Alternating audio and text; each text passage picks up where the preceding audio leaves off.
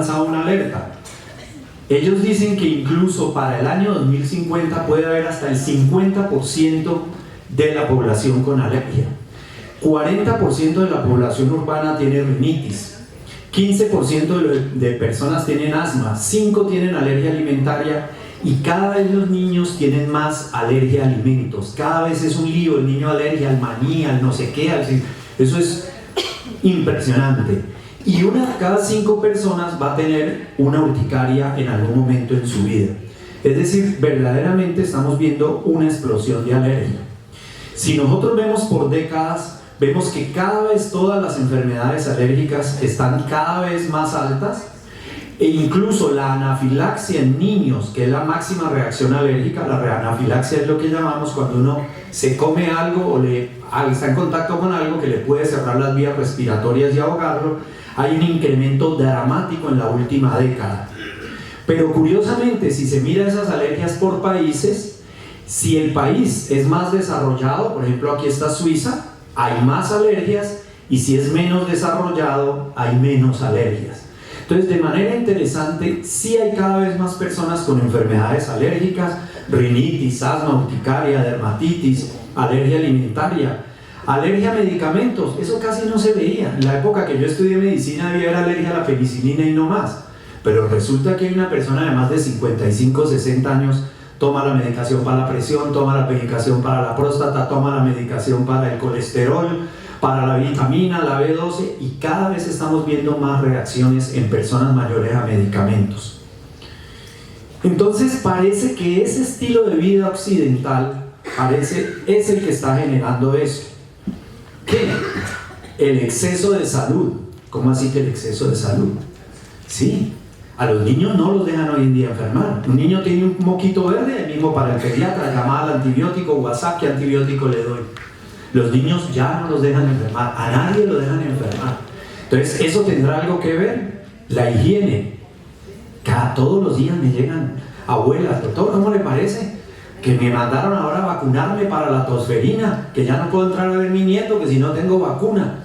Las mamás todas no dejan entrar. ¿Quién va a coger al niño que se lave las manos? Cuidado, y tiene gripa, que no entre. ¿Sí? Pareciera que la higiene tuviera algún efecto.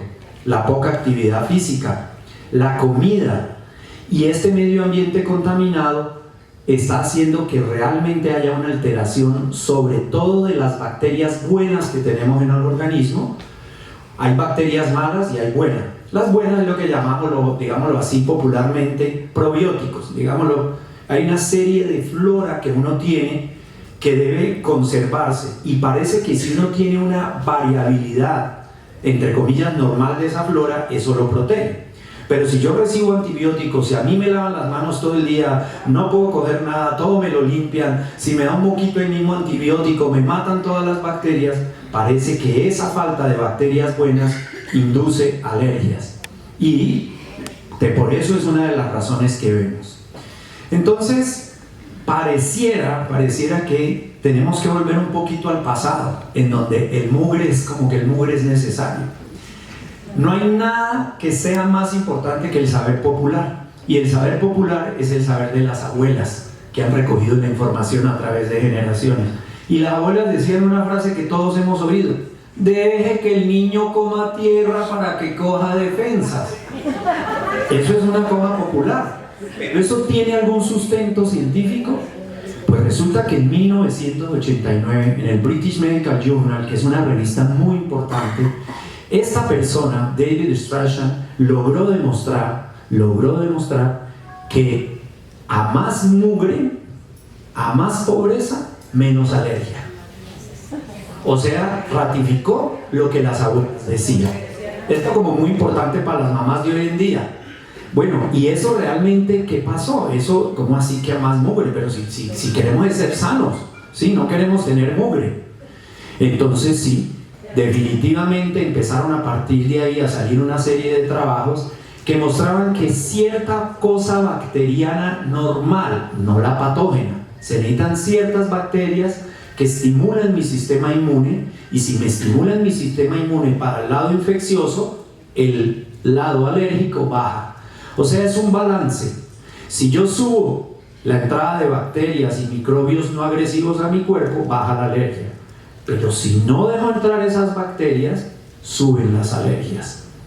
Por eso nos metemos a ratos mentiras bonitas y verdades incómodas. Eso generó un revuelo en medicina y dijeron, eso no puede ser cierto. ¿Cómo así? El mugre no puede ser bueno. Dijeron, hagamos un experimento.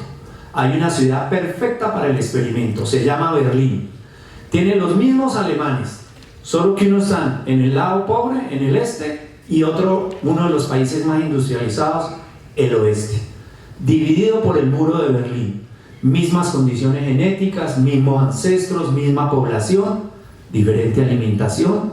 No hay buen sistema de salud en el lado del este.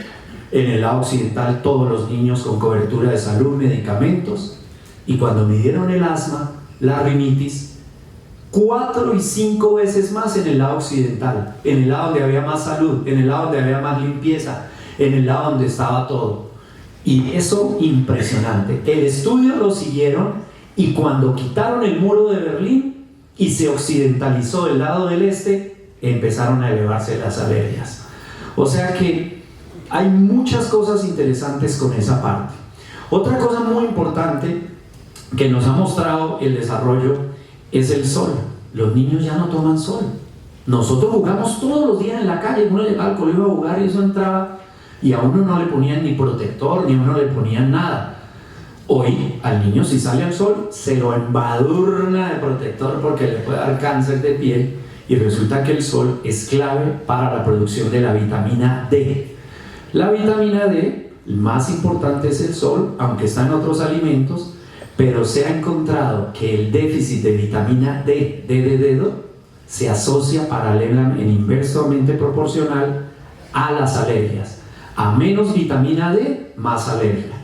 Valor normal en adultos, digamos, es de 30 hacia arriba, y sobre todo valores de 13 para abajo tienen una alta asociación de alergia. ¿Y los niños hoy en día están haciendo sol? No, y les ponemos protector. Entonces, esto también es una zona de investigación que nos indica. Lo otro, la alimentación.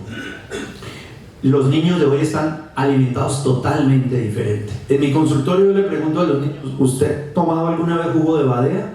¿De guanábana? ¿De guayaba? ¿Qué? No, doctor, yo tomo es Milo. Yo tomo es Milo. ¿Sí? Entonces, si no consume frutas, no consume vitaminas. Y obviamente hay unas dietas hipercalóricas. La obesidad hoy en día es considerada la epidemia del siglo XXI. Y si mira uno las tablas de los niños y los adultos, hay una relación directa: a mayor peso, más alergias. Esa obesidad, esa alteración en la alimentación, altera mi flora bacteriana, la flora normal. Y esa flora normal no estimula inmunológicamente bien al sistema inmune. Entonces hay una serie de cosas muy importantes que nos llevan a que definitivamente son dos sistemas los más importantes en el cuerpo. El TH1, que se refiere a un tipo de células que es el que debe aumentar con las bacterias, con una buena alimentación, con vitamina D. Y el 2 es el que genera alergia. Claro, lo primero que sucede al nacimiento es que yo nazco por el canal vaginal de mi mamá. Y eso está lleno de bacterias, primer estímulo bacteriano importante. Y luego mi mamá me da lactancia, y en la leche hay lactobacilos, segundo. Y luego entran los 4 o 5 hermanitos con gripa y le dan más bacterias. Entonces ese niño genera TH1, genera defensas. Pero hoy no hay hermanitos, solo tenemos un solo hijo, máximo 2. Hoy ningún niño nace por canal vaginal, parto excepcional, nacen por cesárea. ¿Y qué mamás dan hoy lactancias? En mi consultorio encuentro que 1 de cada 100. Entonces el estímulo TH1 necesario para crear una microbiota, que se llama unos microbios normales dentro de uno, se está perdiendo y se está alterando. Entonces es muy importante, porque si se desarrolla ese TH2 se genera alergia. Otra cosa que se sabe que tiene mucho impacto: en la época de nosotros no hubo alergias. En la época de nosotros no hubo alergias, muy poquitas. El niño nacía y la abuelita le estaba dando tinta de frijol desde los 3, 4 meses. Le daban tinta de frijol. Hoy donde usted le llega a dar a un niño de 3, 4 meses una sopa de frijoles, la mamá lo mata, ¿sí? La mamá de Licesi, de la Javeriana, lo coge y lo vuelve chicuca. Entonces se decidió que todos los alimentos alergénicos, los mariscos, el maní, el pescado, ¿cómo le va a dar pescado a un niño de menos de 1 año? Se retrasaron la entrada de alimentos alergénicos, el huevo, y resulta que eso produjo una generación de alergias impresionante. Todos, ya hay el consenso, esta Organización Mundial de la Salud, Academia Americana de Pediatría, Academia Europea de Alergia, que todos los alimentos se deben dar en un periodo de 4 a 6 meses, 6 meses, 4 meses. 4 meses, entre 4 y 6 meses. Bueno, todas las autoridades europeas, todo. Entonces lo que hacíamos, que nos dicen muchas veces que no, dele el huevo después del año. ¿Cómo le va a dar camarón antes del año? No sea bruto. Sí, pues a uno le daban de todo le daban a uno y no le pasaba nada. Entonces definitivamente se ha encontrado que hay un periodo en el cuerpo, obvio varía de persona a persona y depende de la patología, pero que es muy importante para que se genere tolerancia inmunológica a los alimentos, y es por debajo del año, no es por encima del año. Entonces estamos volviendo en todos los estudios, y como vieron ahí todas las asociaciones médicas importantes, a volver a recomendar a dar de manera temprana alimentos alergénicos. Por ejemplo, en Estados Unidos hay en este momento epidemia de alergia al maní. Es impresionante, hay anafilaxia. Incluso una niña que en un partido de básquetbol se comió un maní, ella era alérgica, no se dio cuenta, en una galleta, y se murió. La niña se llamaba Sabrina, y su mamá adelantó una campaña gigantesca en Estados Unidos y pudo llevar al Congreso de Estados Unidos y crear The Sabrina Law, la ley de Sabrina, en donde obliga que en todas las instituciones donde haya público, estadios, colegios, centros comerciales, se tenga adrenalina, porque una inyección de adrenalina puede salvar una alergia, y a esa niña no la salvó. Pero ¿por qué tanta epidemia en Estados Unidos? Porque hubo el concepto que el maní tenía que darse de manera tardía porque hay muchos alérgicos. Y hay población americana con los mismos genes en Israel, y en Israel nadie tiene alergia al maní. ¿Y por qué? Porque a los niños les dan un snack como un chito desde 3 o 4 meses para que lo vaya mordiendo, y tiene proteína del maní. Entonces el niño hace esa tolerancia inmunológica entre los 4 y 6 meses. Si lo dejo de manera tardía, ya no hay la tolerancia y los niños se pueden sensibilizar. Respecto a la leche, hay niños que hacen alergia como cualquiera a la proteína de la leche de vaca. Ya no les dan lactancia a los niños, entonces les introducen de manera temprana leche de vaca, solo que con nombres especiales, ¿no? Los nombres gringos, el Platinum, High Milk, no sé qué, ¿sí? Y todos felices, doctor. Vea, su niño es alérgico a la leche de vaca. No, doctor, yo le doy leche de tarro. Leche de tarro, pues es leche en polvo de vaca. Antes la recomendación era dar leche de soya, y ya sabemos que en niños alérgicos a la leche hasta el 40% hacen alergia a la soya, por lo cual la opción en alérgicos a los niños alérgicos a la leche de vaca no es soya, sino, como dice el consenso, fórmulas hidrolizadas. Ya la tecnología coge la proteína de la leche de vaca, la parte en pedacitos, y el sistema inmune no la reconoce como leche de vaca, sino como ladrillitos, y no le pelea, y se tolera. Entonces ya hay tecnología, y la tecnología no es dar soya. Ahora, supongamos que alguna persona vegetariana dice, le voy a dar a mi hijo leche de soya. Ya se ha encontrado que dar soya no disminuye el riesgo de manifestaciones alérgicas. Pescado. Ya está también el consenso de que se debe introducir el pescado en la edad de 6 a 9 meses, por lo mismo que dijimos ahora. Y ya sabemos que eso, introducirlo de manera temprana, reduce la sensibilización alérgica. Ratificamos lo mismo. Y lo mismo con los frutos secos. Darlos entre los 4 y los 6 meses, obvio no le voy a dar a un bebé un maní entero porque se ahoga. Pero hay mantequillita de maní y hay otro tipo de fuentes que se puede dar.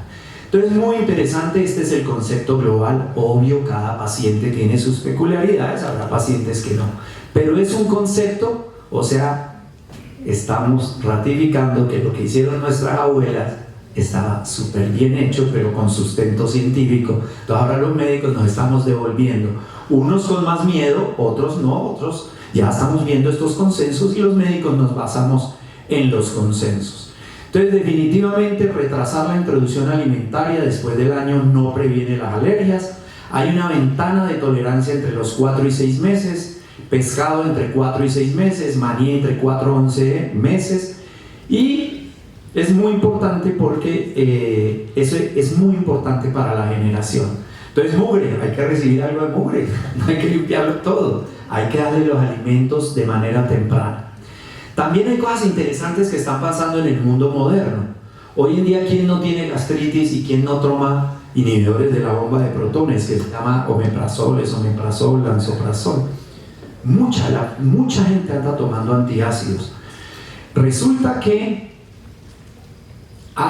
se mostró en un estudio muy importante que se hizo en Australia, en donde, perdón, no es Australia, es Austria.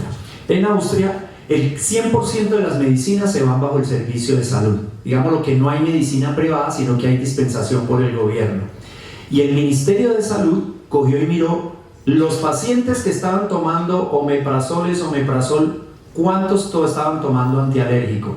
Y resulta que encontró que definitivamente había un aumento de uso de los antihistamínicos en las personas que tomaban antiácidos.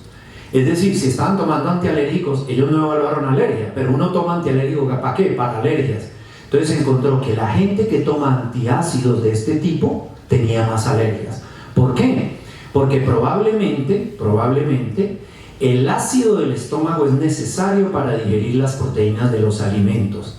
Y todo tipo de antiácido no deja que haya una buena digestión y los alergenos de las comidas pasan intactos al intestino y ahí pueden generar más alergia. Entonces mire que arreglar una cosa puede dañar otra. Eso todavía se está mirando, pero es un estudio demasiado interesante y demasiado grande. Es un estudio que se hizo en más de 8 millones de dispensaciones. Bueno, también, ¿por qué hay más alergias? Bueno, ya sabemos hoy en día que los famosos ácaros del polvo son muy alergénicos. Y esos ácaros tienen una proteína del músculo, que también está en la cucaracha. Y resulta que esa misma proteína también está en los mariscos.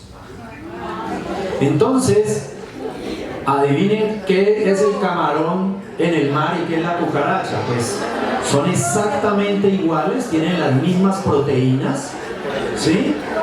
Y las casas de hoy en día, ¿cómo son? Más cerradas, más pequeñas. En la casa de nosotros llegaba uno a la casa y estaba la mamá con una manguera y todos los muebles encima del comedor y lo estaba echando y limpiando. Hoy la gente no tiene tiempo de limpiar, ya no hay empleadas, cada vez más polvo, cada vez más sensibilización a ácaros.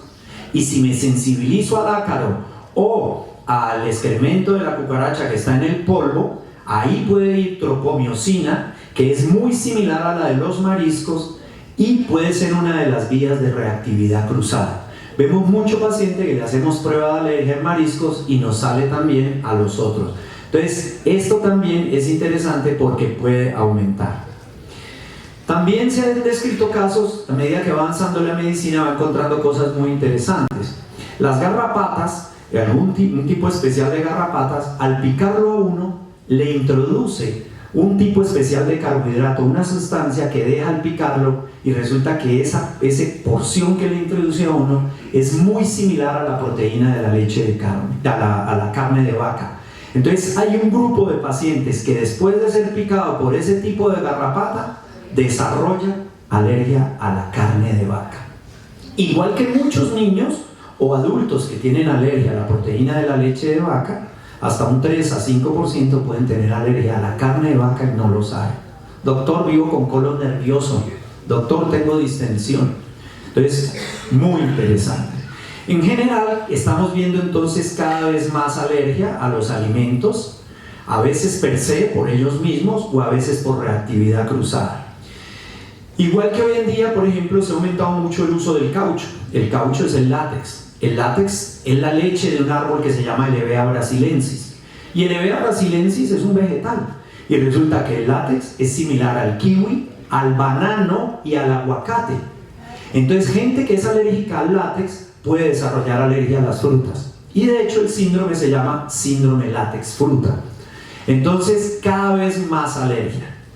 ¿Cómo hacemos el diagnóstico de todas estas cosas nuevas que están apareciendo? Bueno, ya hoy en día es un poco más fácil, obvio, una muy buena historia clínica, un examen físico y lo principal, las pruebas de alergia, que ya hoy en día las podemos hacer en la persona y en sangre. Hoy ha avanzado muchísimo el diagnóstico en sangre para la detección de alergias.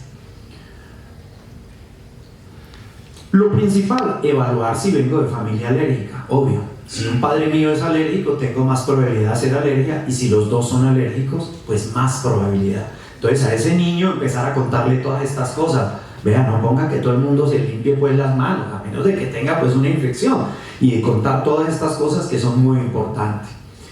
Uno evalúa pues la frecuencia y evalúa. Hoy en día tenemos epidemia de acumuladores de mascotas. No acumuladores de paquetes, revistas, sino de mascotas. La gente ya no tiene un perro, tiene dos, el que tiene dos ya quiere un gato, tiene tres, todo. Entonces es muy importante porque estamos viendo epidemia de alergia a los epitelios de animales. Los perros están en espacios cerrados, el perrito lo sacan por la mañana un ratico y por la tarde el resto está soltando pelo y caspa en la casa, el apartamento es chiquito, no lo limpian igual, los perros en la época mía estaban en el patio, hoy no, hoy están en la cama, ¿sí? Y los perros son un hijo hoy, y estamos viendo epidemia de alergia a los perros. En especial los gatos suelen dar una alergia muy severa, el perro da digamos leve o moderada en general, pero puede haber a otro. Ahora, ¿yo puedo tener alergia, síntomas sin tocar el animal? Pues obvio, ¿sí? Si yo me acuesto en una cama y quedo lleno de pelos y me voy a trabajar y todo el día estoy inhalándome esos pelos, pues en la oficina tengo síntomas y es por el perro. Entonces la caspa, el pelo, todo puede quedar en el ambiente y generar alergia. La ropa puede capturar pelos, caspa, y generalmente incluso le puede dar alergia a otros. Hay medicina, científicos y gente que se quiere salir, y hay gente que se ha puesto a aspirar en los ascensores. Y resulta que salen unos niveles elevadísimos de mascota, porque el que va a pasear el perro, ¿por dónde baja? Por el ascensor. Y el señor que sufre de alergia, doctor, yo no tengo perro. ¿Por qué hago estornudo todas las mañanas? Vea, llego al trabajo horrible, ¿qué era el aire del carro? Entonces tenemos una epidemia de eso. Le dicen a uno, doctor, yo compré un perro de una raza que me dijeron que no daba alergia. Eso no existe, ¿sí? Es como si uno dijera, me compré un camarón de la Filipina que no da alergia. No, el de la Filipina, el de Buenaventura y el que sea. Obvio sí hay variaciones. ¿Por qué? A más edad, el perro es más alergénico.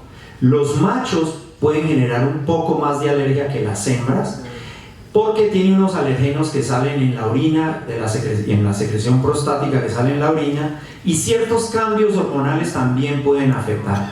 Y también depende de la cantidad de pelo corto, pelo largo, tamaño, hay variabilidades, pero en realidad se hace en general alergia, o sea que eso de que unas razas dan y otras no es tanto. Salió un estudio hace un tiempo que decía que si yo tenía perros en la casa desde el nacimiento, eso me protegía. Eso es cierto en el sentido de que si hay perros, hay un poco más de bacterias. Y como decíamos, esas bacterias pueden proteger. Pero depende de si es un niño que está en el campo, depende de si ha sido un niño alimentado correctamente. Entonces eso se puede cumplir. Pero si es un niño de alto riesgo, un hijo de padre alérgico, de madre alérgica, que tenga hermanos alérgicos, ese precepto de tener mascotas desde el comienzo protege, no es cierto. Habrá niños alérgicos y habrá niños que no. Hoy las habitaciones son bellísimas. Hoy uno puede comprar el oso de peluche por Amazon, se va a Falabella y compra los cojines hermosos, unos tapetes, y eso, bendito sea Dios, eso es el paraíso de los ácaros, ¿sí? Eso no fueron las habitaciones de nosotros, ¿sí? Entonces hoy en día las habitaciones de los pobres bebés las hacen alergénicas, las hacen para que acumulen polvo, para que acumulen, entonces eso no está bien. Los ácaros es uno de los principales causantes de las alergias respiratorias y obvio, lo principal la rinitis alérgica que sufrimos mucha gente, incluyéndome a mí, el asma. la dermatitis atópica, que es la alergia en la piel y que cada vez es más frecuente, cada vez vemos gente con más alergia, cada vez más niños brotados por alergia, es impresionante. La urticaria, cuando yo hice mi especialidad veíamos gente con urticaria, pero hoy es impresionante, casi el 35% de mi consulta es urticaria y muchas de esas urticarias son de origen alérgico. En los niños el 40% es generado por infecciones. Gracias a Dios en los niños las urticarias suelen ser fáciles y generalmente son por procesos infecciosos. En el adulto son más complejas y muchas tienen un origen alérgico. Y la anafilaxia, que como vimos en esa gráfica del comienzo, está disparada. Cada vez los servicios de urgencia llegando con gente enronchada, ahogada por diferentes medicamentos. Una vez nosotros ya con la historia clínica nos ubicamos un poco, podemos hacer ya unas pruebas específicas en la sangre y ya podemos medir. Yo ya puedo coger en la sangre y preguntar, ¿tiene alergia al perro? Hágamele una inmunoglobulina específica a pelo de perro, a saliva, a caspa, a lo que yo crea. Y ya en el laboratorio, en sangre, le pueden medir. Yo puedo medir ya IgE específica a la amoxicilina, a la penicilina, al perro, al gato, a cada alimento y evaluar el nivel de alergia.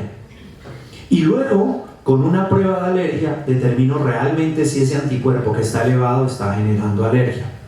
Antes las pruebas de alergia se hacían con agujas, se le chuzaba el brazo, eso había que cogerlo la abuela, el tío, el primo a los niños o a uno. Hoy en día ya hay unos materiales especiales que nos ayudan a determinar cuál es el agente causal. Hay por ejemplo este aparato que es el que nosotros utilizamos, se llama el multitest de segunda generación, se pone encima de la espalda del niño, del adulto, del que uno sospecha alergia y uno espera 15-20 minutos, ya sabe uno qué ha puesto y uno encuentra a qué hizo alergia. Hay muchos métodos, lo interesante hoy en día es que los alergenos que ponemos ya están muy perfeccionados. Ya ni siquiera es un extracto crudo de gato, no, ya podemos poner la proteína de la saliva del gato que se llama lergoide y ya se está haciendo. En Colombia tenemos una persona en Medellín, el doctor Ricardo Cardona, que incluso está produciendo ya solo extractos de las proteínas puras que generan alergia. Y obviamente entonces uno encuentra a qué tiene alergia la persona, ¿sí? Y sabe uno si sí. Una maravilla cuando la persona tiene 2 gatos y le sale el RAS negativo a gato y la prueba negativa. Doctor, si ve, mi mamá me los iba a sacar. No, no tenés, mira, ya, ni los exámenes. O sea, hoy en día podemos afinar mucho en el diagnóstico de alergia, gracias a Dios. Para los alimentos y para medicamentos ya tenemos las pruebas de reto.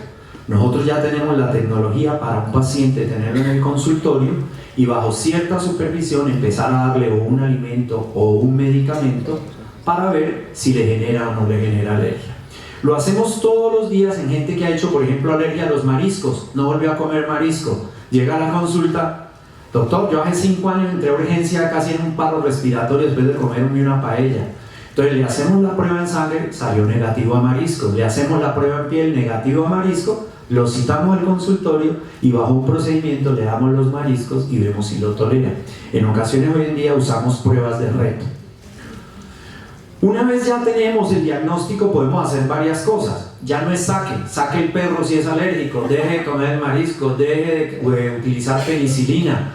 No, ya hoy en día sí tenemos unos nuevos antialérgicos que son mucho más modernos que los anteriores. Los anteriores, la hidroxicina y todo lo que utilizamos antes, ¿sí? Lo siguen usando mucha gente, la gente sigue usando mucha loratadina, mucha cetiricina, mucho hidroxicina y hoy en día ya hay una nueva generación de antihistamínicos que nos han ayudado. Ya tenemos antihistamínicos que no dan sueño, ya tenemos antihistamínicos que son muchísimo más potentes que los anteriores. O sea, antihistamínico ya no significa sueño. Tenemos antihistamínicos sin efectos colaterales mínimos bien tolerados.